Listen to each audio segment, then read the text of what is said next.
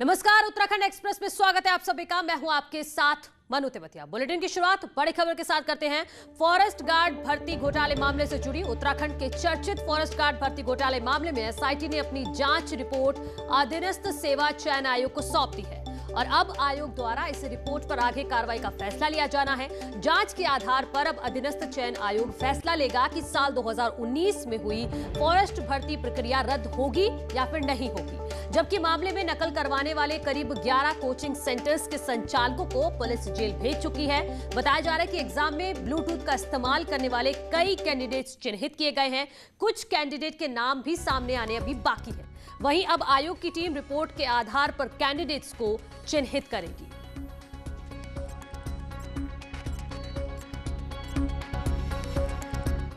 देखिए, जो forest guard की भर्ती हुई थी उसके संबंध में नकल कराने के आरोप में 2 जगह अभियोग पंजीकृत हुए थे, हरिद्वार जिले में और पौड़ी जिले में।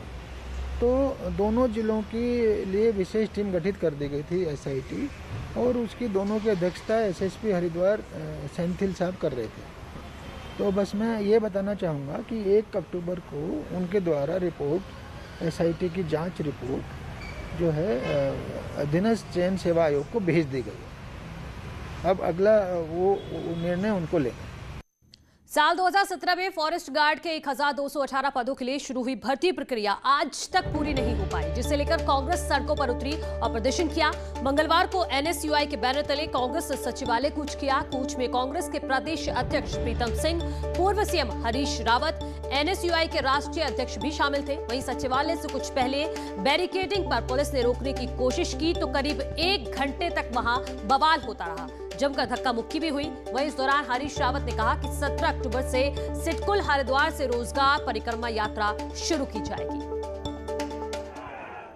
इस आंदोलन को आगे बढ़ाएंगे और यदि सरकार तब भी नहीं सुनती है तो 2022 में हमारी सरकार आएगी सत्ता में, तो हम 2 से 2.5 साल के अंदर सारे रिक्त पड़े हुए पदों को भर देंगे और जिन पदों को इन्होंने मृत घोषित कर दिया है उनको फिर से पुनर्जीवित करेंगे। वहीं कांग्रेस के प्रदर्शन पर सीएम त्रिवेंद्र सिंह रावत ने निशाना साधा और कहा कि सवाल उठाने वाली कांग्रेस ने क्या कभी जनता को हिसाब दिया है। सीएम ने कहा कि जल्द ही एसआईटी जांच को सार्वजनिक किया जाएगा। जो ये सवाल उठा रहे हैं कांग्रेस के लोग, क्या उन्होंने कभी जनता को हिसाब दिया कि हमने कितने लोगों को नौकरी दी, कितने लोगों को रोजगार दिया, कितने विकास काम किए। हम हर साल अपने कार्यों का हिसाब जनता को देते हैं। हम पूर्ण पारदर्शिता के पक्षधर हैं और इसलिए जांच रिपोर्ट, क्योंकि कोविड के कारण हर चीज़ बाधित हुई है, जांच रिपोर्ट मुझे लगता है कि अब तक तैयार हो चुकी होगी और उस पर शीघ्र निर्णय लिया जाएगा। जो बच्चे हमारे जिन्होंने फॉरेस्ट गार्ड भर्ती के लिए आवेदन किया था, हम एक भी बच्चे के साथ अन्याय नहीं होने देंगे।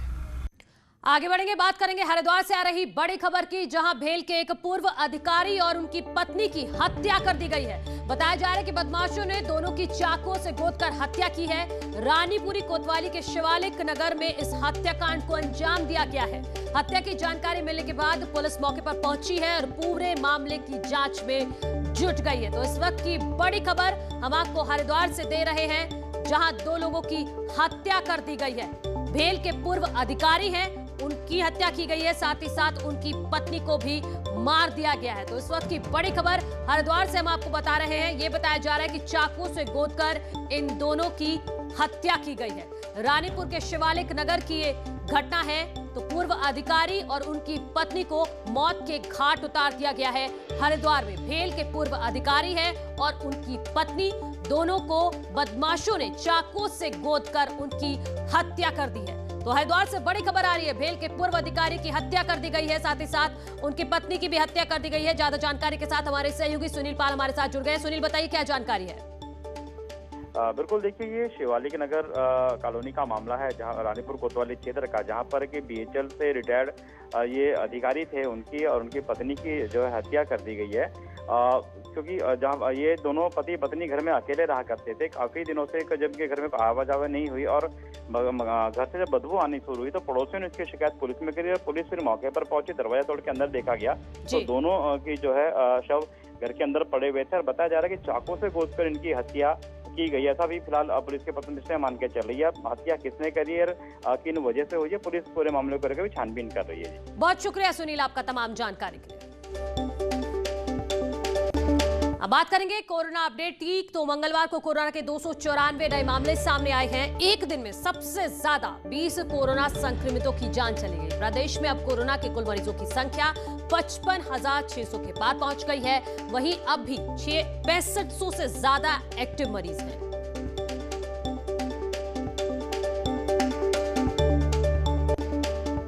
देहरादून से खबर है, जहां करीब 2300 करोड़ की लागत से चल रहे देहरादून स्मार्ट सिटी प्रोजेक्ट के कुछ कामों का सीएम त्रिवेंद्र सिंह रावत ने निरीक्षण किया। सीएम ने कहा कि कोविड काल में जरूर काम की गति थोड़ी धीमी हुई है, वरना स्मार्ट सिटी का काम तेजी के साथ किया जा रहा है। सीएम ने कहा कि देहरादून का चयन तब हुआ जब दून रैंकिंग में 100वें नंबर पर था, लेकिन बहुत कम समय में ही 13वें नंबर पर आ गया है। सीएम ने स्मार्ट सिटी के तहत डेवलप किए जा रहे 3 स्मार्ट स्कूलों में से एक GGIC का भी निरीक्षण किया। स्मार्ट सिटी के CEO आशीष कुमार श्रीवास्तव ने कहा कि स्मार्ट सिटी के कार्यों की डेडलाइन मई 2022 है, लेकिन कोशिश की जा रही है कि 2021 तक ही पूरा काम कर लिया जाए।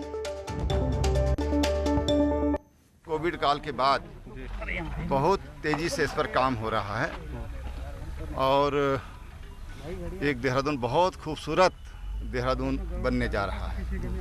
मैं समझता हूं कि जो माननीय प्रधानमंत्री जी ने स्मार्ट सिटी का जो सपना देखा कि भारत में भी स्मार्ट सिटी होना चाहिए, तो देहरादून भी उनमें एक अच्छी सिटी उसमें से विकसित होकर निकलेगी। और हमारा प्रयास है कि अब हम और तेज़ी से इस काम को करें और जो हमारी टाइमलाइंस अभी आई हैं, कोविड की वजह से कुछ टाइमलाइंस पे असर आया है, अब जो नई टाइमलाइन हमने डिसाइड करी हैं उनसे पहले हम उस काम को समाप्त कर पाएँ।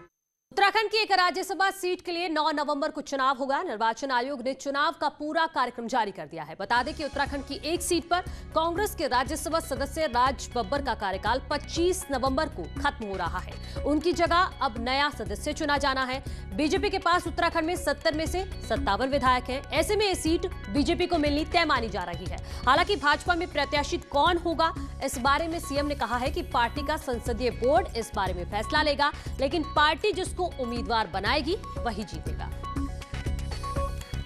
देखिए, राज्यसभा के लिए, क्योंकि उसके लिए हमारा पार्लियामेंट्री बोर्ड होता है, उसमें विचार किया जाता है और ये अधिकार पार्लियामेंट्री बोर्ड को है कि वो किसको यहाँ से राज्यसभा का सदस्य बनाना चाहते हैं। पार्लियामेंट्री बोर्ड जो भी तय करेगा वो हमारी राज्यसभा का सदस्य होगा। देहरादून में न्यूज 18 की खबर का बड़ा असर हुआ है। साइन बोर्ड पर नेताओं के बधाई संदेश की खबर को प्रमुखता से दिखाया था न्यूज 18 ने।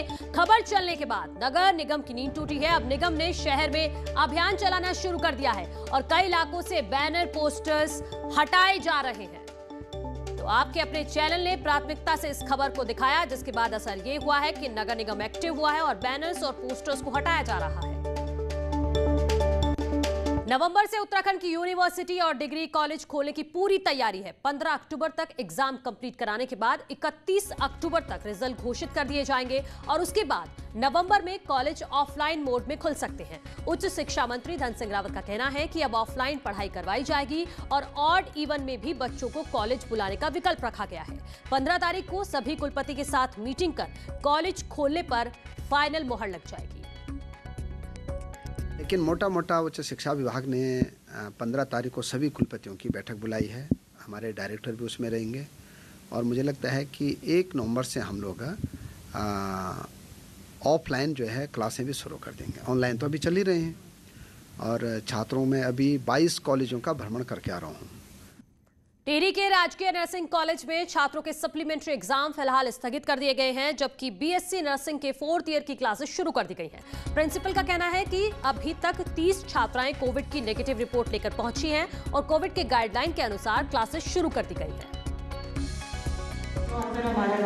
जो कि सप्लीमेंट्री एग्जाम होने थे, तो अभी यूनिवर्सिटी से हमारे पास इंफॉर्मेशन आई है कि वो पोस्टपोन्ड हो गए हैं। ठीक है, तो अभी टेंटेटिव डेट थी वैसे भी वो, तो अभी फाइनल तो हमारे पास डेट शीट आई नहीं है, तो जब आएगी तब बच्चों के एग्ज़ाम भी हो जाएंगे। लेकिन अभी हमने 4th ईयर स्टूडेंट्स को बुलाया हुआ है, तो टोटल अप्रॉक्स हमारे पास 30 स्टूडेंट हैं अभी। तो उन्हें वैसे ही सोशल डिस्टेंसिंग में बिठाया जा रहा है और जो प्रिकॉशन लेने चाहिए वो सब लिए जा रहे हैं। राज्य में मेडिकल कॉलेजों में कोर्स के लिए लिए जा रही 4,25,000 की फीस को हाईकोर्ट में चुनौती मिली है। हाईकोर्ट की एकल पीठ ने पूरे मामले की सुनवाई के बाद सचिव चिकित्सा शिक्षा को यह आदेश दिया है कि 4 हफ्तों के भीतर छात्रों का पक्ष सुनकर आदेश पारित किया जाए। वहीं हाईकोर्ट ने छात्रों को कहा है कि अगर वो सरकार के आदेश से संतुष्ट नहीं है तो वो हाईकोर्ट दोबारा आ सकते हैं। उत्तराखंड बीज एवं तराई विकास निगम में कर्मचारियों को वीआरएस देने की तैयारी है। शासन स्तर पर इसके लिए प्रस्ताव भेजा गया है। कृषि मंत्री सुबोध उनियाल का कहना है कि निगम की माली हालत ठीक नहीं है, जिसमें 201 रेगुलर और 22 आउटसोर्सिंग के कर्मचारी हैं। वहीं निगम का 12 करोड़ रुपए सिर्फ सैलरी पर खर्च होता है। पहले तराई विकास निगम 15 लाख क्विंटल बीज उत्पादन करता था, जो घटकर अब 80,000 क्विंटल रह गया है। ऐसे में खर्च बढ़ा है, जो चिंता की वजह है। 3 वर्षों में काफ़ी कोशिश की टीडीसी को, और तत्कालीन हमारे एमडी ने बड़ी मेहनत की, जो जिलाधिकारी उधम सिंह नगर भी थे, और इस वर्ष हमें सफलता मिली कि हम किसी तरह से इसको एतपार ले आए हैं। तो ऐसी स्थिति में हम लोगों ने वीआरएस का एक प्लान तैयार किया, जिसको शासन स्तर पर जिसका निर्णय लिया जाए ना, शासन से वार्ता करने के बाद इसमें अंतिम निर्णय लिया जाएगा। आगे बढ़ते हैं। रुद्रपुर में सोमवार को हुए पार्षद हत्याकांड का पुलिस ने 24 घंटे बाद भी कोई सुराग नहीं लग पाया है। लेकिन इसे संयोग कहें या कुछ और, पार्षद की हत्या के बीच घर में बेटी का जन्म हुआ है। रुद्रपुर के एक निजी अस्पताल में भर्ती पार्षद की पत्नी ने एक बेटी को जन्म दिया है। पार्षद हत्याकांड के खुलासे के लिए पुलिस की 6 टीमें लगी हुई हैं। इसी बीच बीजेपी पार्षदों ने रुद्रपुर विधायक राजकुमार ठुकराल के नेतृत्व में एसएसपी से भी मुलाकात की है और पूरे हत्याकांड की खुलासे की मांग की है। 2 टूक मैंने एसएसपी साहब को कह दिया है, समय रहते इन हत्यारों को पकड़ा जाए, अन्यथा बहुत कुछ होने वाला है। अन्यथा मतलब हम कोई भी सीमा पार कर सकते हैं। हमारा पार्षद गया है, हम किसी प्रकार का आंदोलन भी करना होगा, करेंगे। पूरा देश अनलॉक हो रहा है। ऐसे में आम जनता को कई मामलों में राहत मिली है, तो वहीं दूसरी तरफ महिला अपराधों में भी कमी देखने को मिली है। जहां लॉकडाउन के दौरान 3 महीने अप्रैल, मई और जून महीने में पुलिस कंट्रोल रूम के डायल 112 पर शिकायतें बढ़ गई थी, तो वहीं दूसरी तरफ अनलॉकडाउन में इन शिकायतों का ग्राफ जुलाई, अगस्त और सितंबर महीने में घटा है।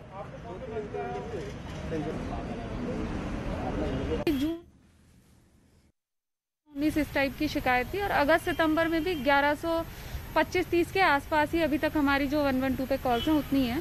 मतलब ऑलमोस्ट जो है स्टैटिक है। लेकिन हाँ ये है कि उस समय से जो हमारा लॉकडाउन जब लगा था अप्रैल मई से, उस समय से कम आया है ग्राफ। पहाड़ों पर अब पर्यटकों की रौनक दिखने लगी है, लेकिन नैनीताल में आ रहे पर्यटकों को ऑफ सीजन के बावजूद होटल्स का किराया देना पड़ रहा है।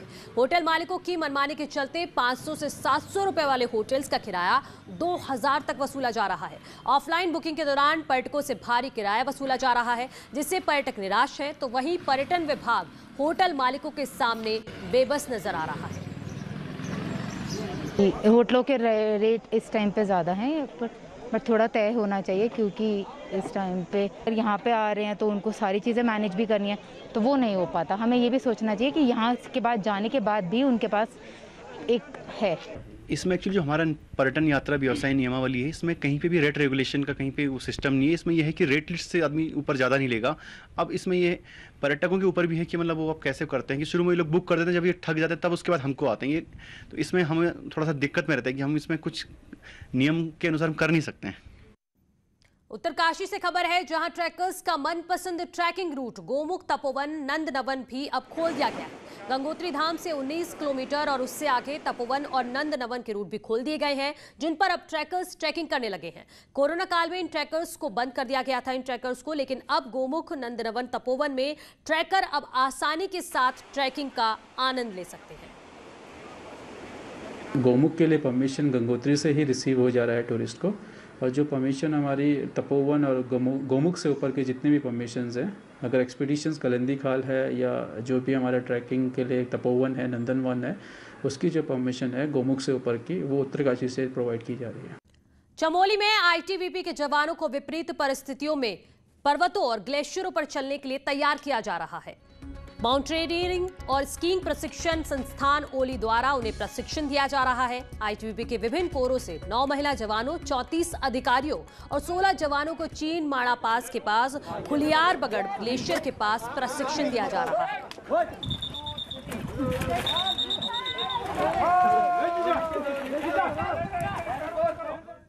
हाईकोर्ट के आदेश पर देहरादून में अतिक्रमण के खिलाफ कार्रवाई की जा रही है, तो वहीं कई जगह लोगों के प्रशासन पर गंभीर आरोप भी सामने आए हैं। लोगों का आरोप है कि रसूखदारों द्वारा अतिक्रमण किए गए दीवारों को नहीं तोड़ा जा रहा है। आपको बता दें कि अतिक्रमण के खिलाफ मंगलवार से अतिक्रमण हटाओ अभियान चल रहा है, जिसे प्रशासन ने 4 भागों में बांटा हुआ है।